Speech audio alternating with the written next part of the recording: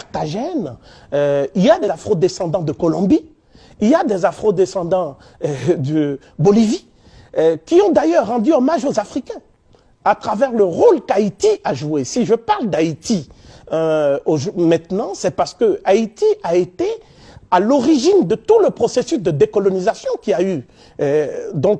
Après que la Révolution française ait marqué ses limites, se soit épuisée dans la terreur.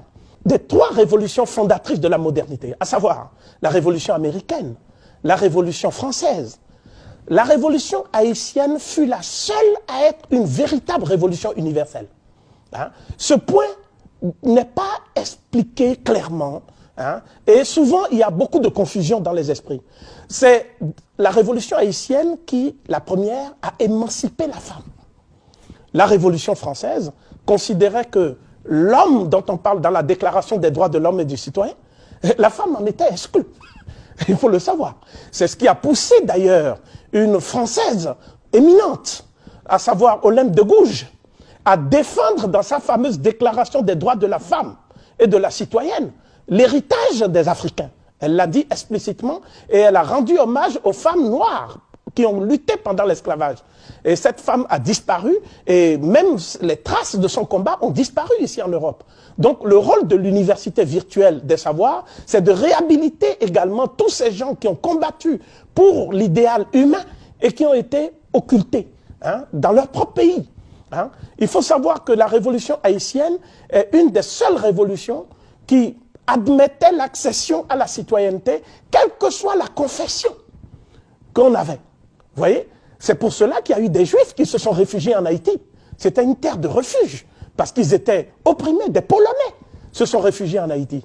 La révolution haïtienne est la seule qui est donnée à des gens qui n'étaient pas de conditions sociales très nobles, le droit d'être citoyen également. C'était pas difficile parce qu'ils sortaient d'une société esclavagiste. Mais il n'y avait pas de discrimination sociale en Haïti. Et la révolution haïtienne, enfin, c'est la révolution qui a permis à toute personne, quelle que soit sa couleur de peau, parce que la Déclaration des droits de l'homme disait que tout homme est né libre et égal à l'autre homme. Mais il ne s'agissait pas de l'homme noir, cela va sans dire, vous le savez bien.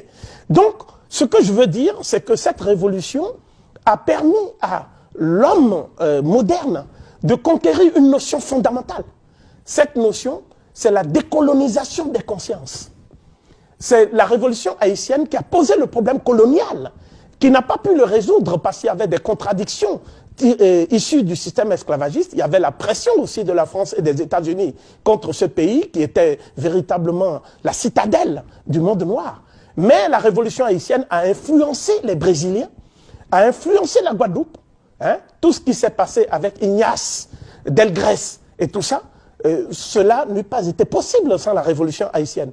La révolution haïtienne a influencé les États-Unis d'Amérique. Le roi Christophe était aux États-Unis où il combattait, c'était un Jamaïcain, etc. Donc je crois que tout cela doit être redécouvert.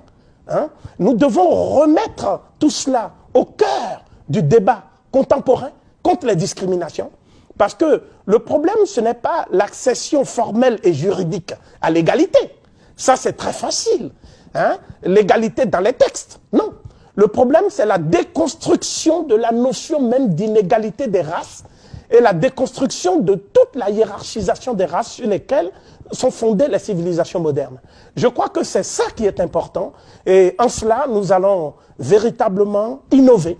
Et c'est la mission essentielle dévolue à l'université virtuelle des savoirs qui est ouverte donc aux Asiatiques, qui est ouverte aux Européens, qui est ouverte aux Américains, qui est ouverte à tous les hommes épris de progrès et qui aspirent à la connaissance, de manière à bâtir une nouvelle humanité, construire une humanité qui va vivre dans l'harmonie et dans la paix.